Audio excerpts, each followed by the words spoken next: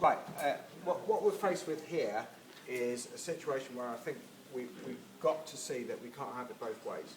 So if we start off with individual choices, we've got things like only going on holiday every 2 years, walking to work or school, not using the car, making sure that we've got efficient use of energy in our homes, wear warm clothes in the home, don't have the heating on, so those are all individual choices. When we come down to here, it starts to get a bit more mixed up between individual choices that we make and what the government needs to promote and help us to do.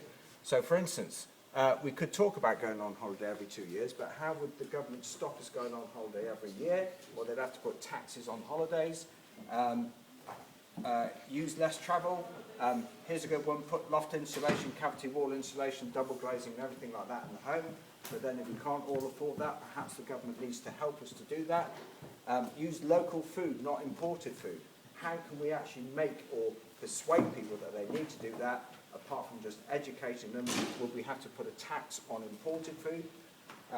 Then we come down to things like more efficient uses of energy. Now we've come into the international arena now, and these are obviously things where there needs to be agreement between countries about how we do these sorts of things.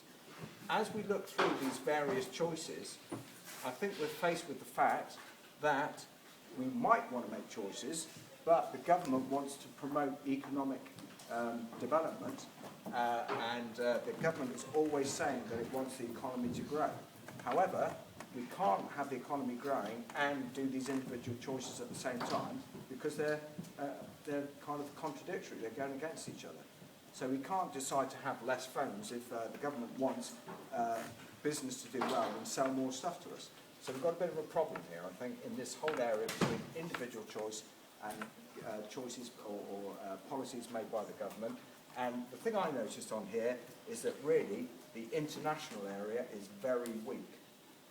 All the choices seem to be made on individual or national level, and at international level, there doesn't seem to be a lot going on in terms of deciding what we're going to do.